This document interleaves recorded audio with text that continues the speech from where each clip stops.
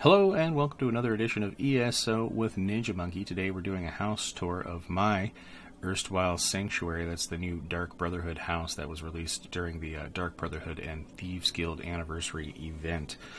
It is located in the Gold Coast, just south of Kvatch. There's a little twisty road and it's kind of hard to find, the Gold Coast being a DLC section over here specifically for the Dark Brotherhood.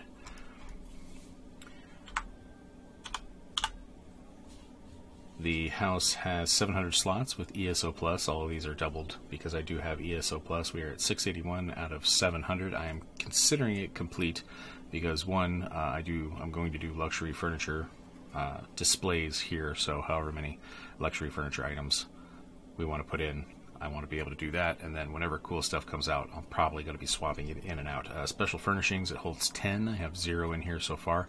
We're waiting on butterflies. Once we get butterflies, we'll jack that up more. Collectible furnishings, 74 out of 80. I'm pretty sure I put down all my trophies, so that's what that's from. Special collectibles, that's pets and merchants and bankers and such.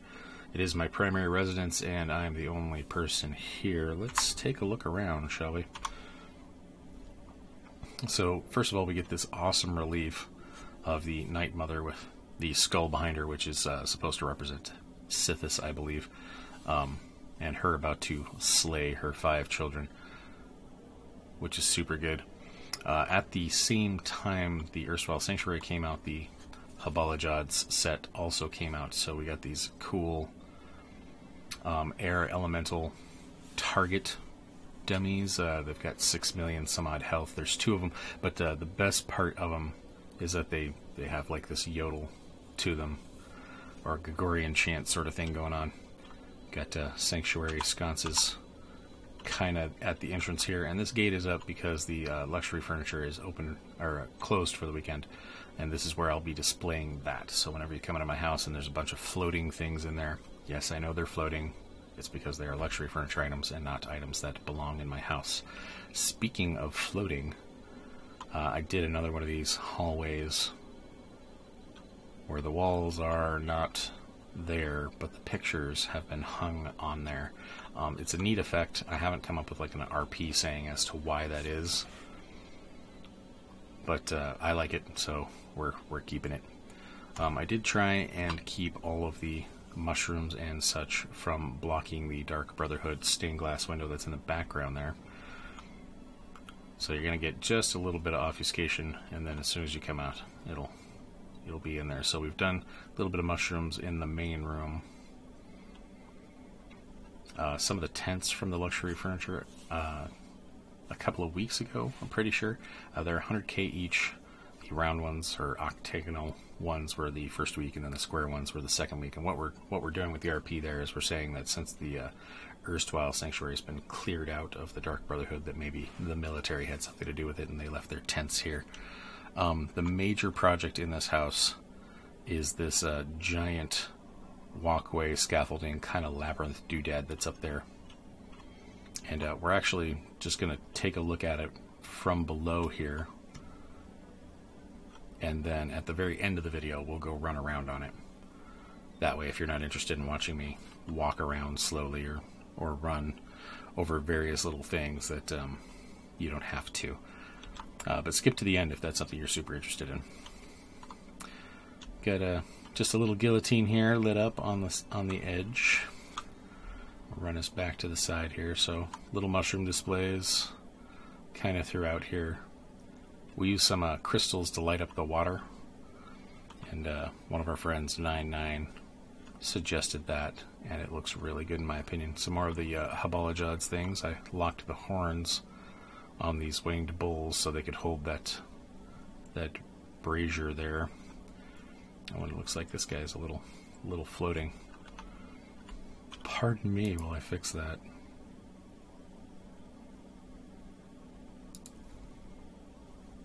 More gooder. Now the horns look weird. That's alright, I'll play with it more later. And then we got the ibis and the camel. And the idea for this little area here, and the reason why it's so lit up and kind of capped here with this mushroom, is this is a 1v1 section. You come in here, and most arenas or 1v1 sections don't have an obstacle for you to move around or to deal with, and that puts a disadvantage to a lot of the roll dodgy kind of builds, that there's nothing in the way of you two fighting. So yeah, this will be good to add some frustration to pet Sarks out there. Also, this will, in conjunction with the taller one, help you get off the platform without dying.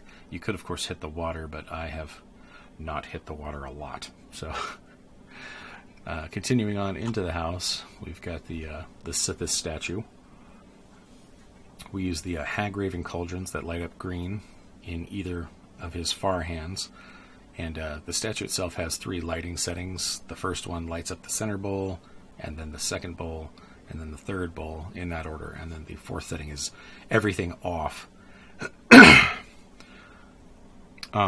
So I've left it at just setting 1 right here, and then the hag-raven ones are on the other side.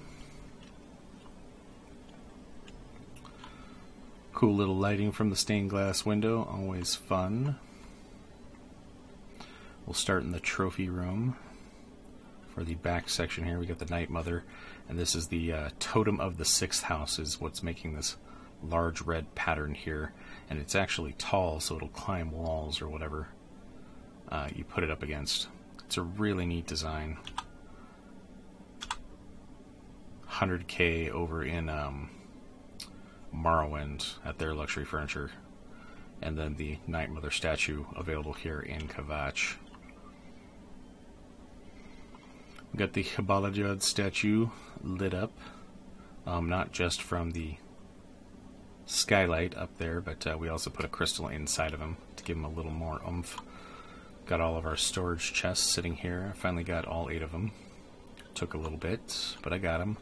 A bunch of trophies and treasure in this room. I know it's not an original idea, but I happen to like it, so we're going to go with that.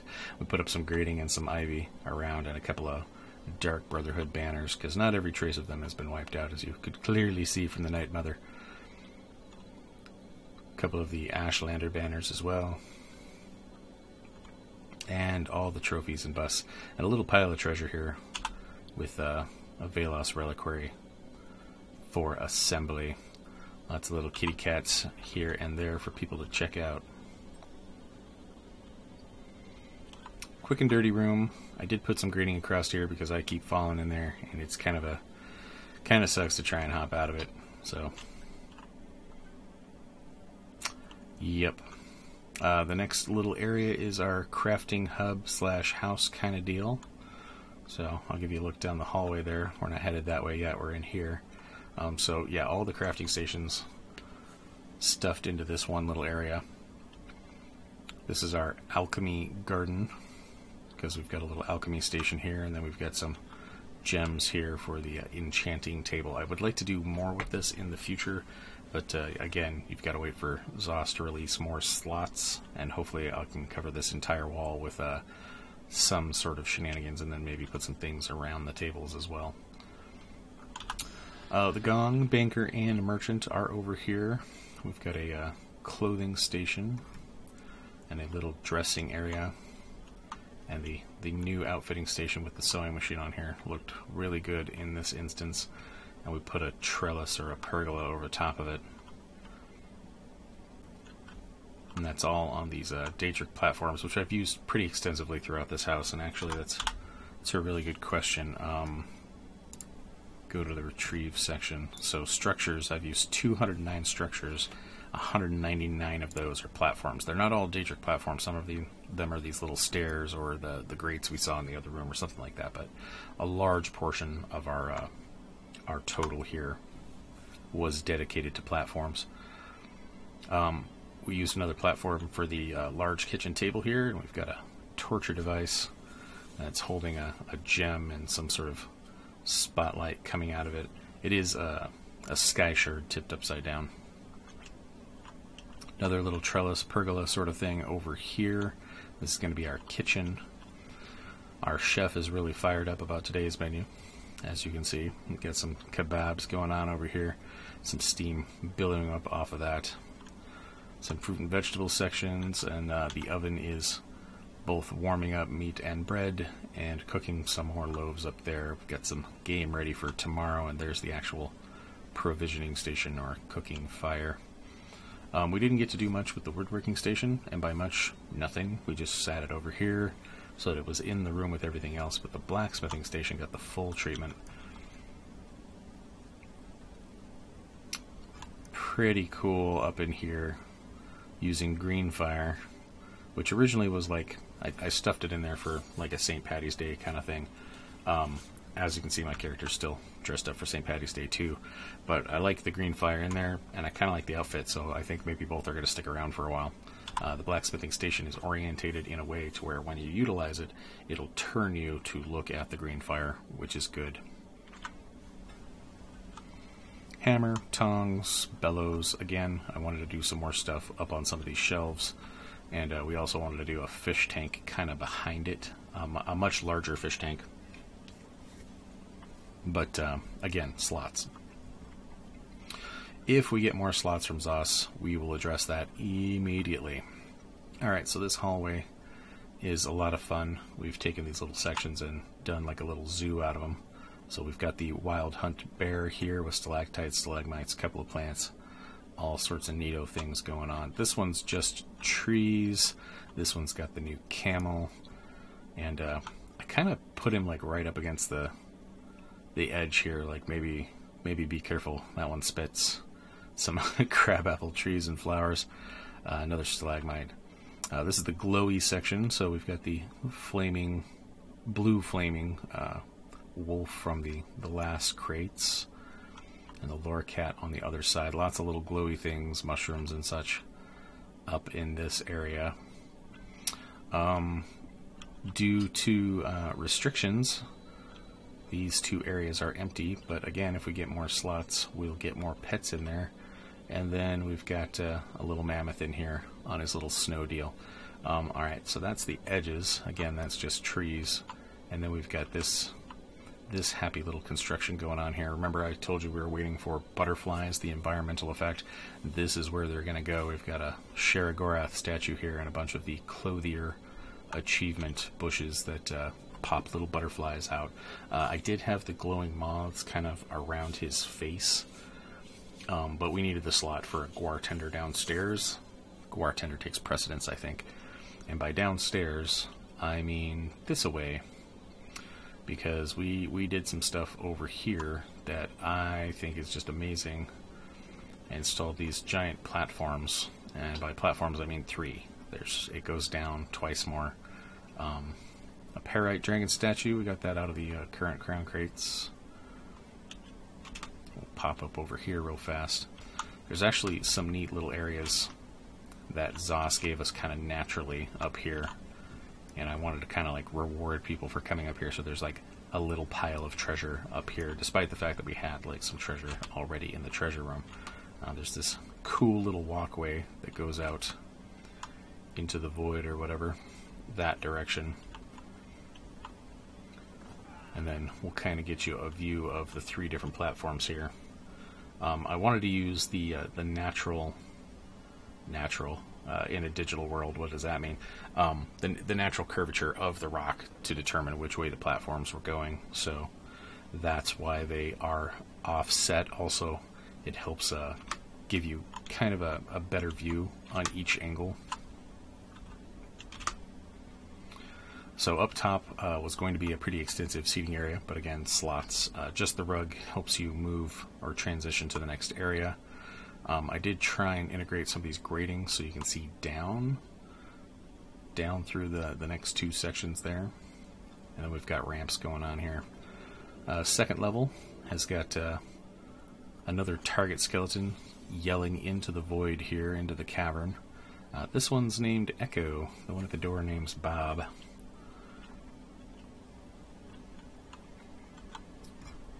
Another pet slot was taken up because we need a pet for our bed. All beds need pets. All pets need beds.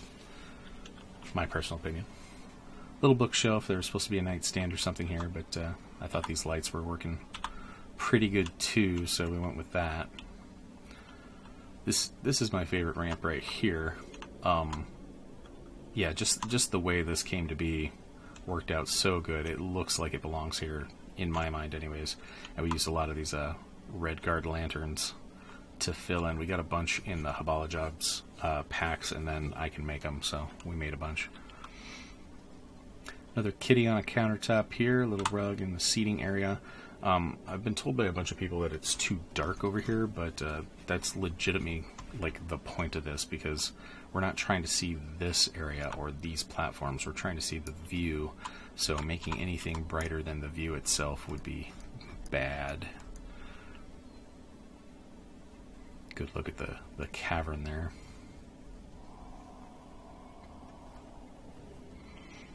If we go back here, find out where our guartender is. We use the skeletal guartender for this, because, you know, Dark Brotherhood house, why not? Some cool little dealy jobbers going on here. Little tiki bar. Really happy with this. I'm definitely going to use this again in another house. Super glad with how this turned out. And then, you know, we got a bunch of bottles and whatnot in there for service, which leads us down to this little grotto kind of area. We've got a nice little swimming area for you to hang out in and chillax. And I also gave us access to the waterfall down here, which you might be wondering how far down can you go there, and I will show you, because we put down some grading just for that purpose. I do recommend if you go down here that you hold block. Kind of controls your descent. Just a little bit off this edge is the glass floor, but it's not glass, it's like sudden death. So we're actually going to use that to take us back to run the platforms here in a second. But yeah, cool little place to chill out. Maybe a hide-and-seek hiding place. So as you can see, we don't die immediately from stepping off here. It's just a little further down. Right about there. There you go. But the platforms protect us from that. We'll go back to the beginning. And we'll go run the platforms. This is a kind of a meditative place for me. When I'm just chilling out in Discord, yakking to people, I'll come walk around this, or when I don't know what I want to do in game. Because I still like being in the game, I still like doing stuff, but pretty extensive platform system. Yes, this took a long time to build. We actually did this on live stream, and it took about 5 hours or something like that to kind of put it all together. It does not look perfect, but it is assembled really well, in my opinion. And we've got a bunch of little side ramps and stuff that I'll walk you through, because I wanted to be able to get up to all these waterfalls. Because they gave us lots of room in this house. Like it goes all the way up to the ceiling. The glass ceiling is the rocks up there, so that's cool. And then yeah, a couple of different platforms to run on. The first day we had this open, just the platforms. I hadn't had the house finished yet. I invited a bunch of people over, and we hit max capacity, and had a mud ball fight. So mud balls, friends, good way to spend your time in ESO, in my opinion. And then we've got another little platform down there, which we can drop down to from this little perch.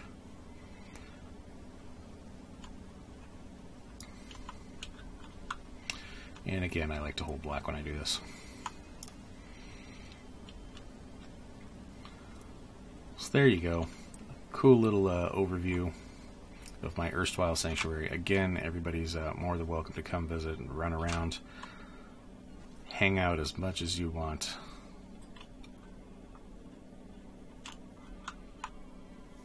Leave you with this cool little view here. Yeah, so that's pretty much going to do it for this. If you'd like this content, like, comment, subscribe. Check us out on Twitch. We're running a daily morning show, 6 a.m. to noon Pacific Standard Time. That's Wednesday through Sunday, but do check the listings to make sure I don't have IRL issues, because occasionally that happens. As always, thanks for watching, and we'll see you in the next one.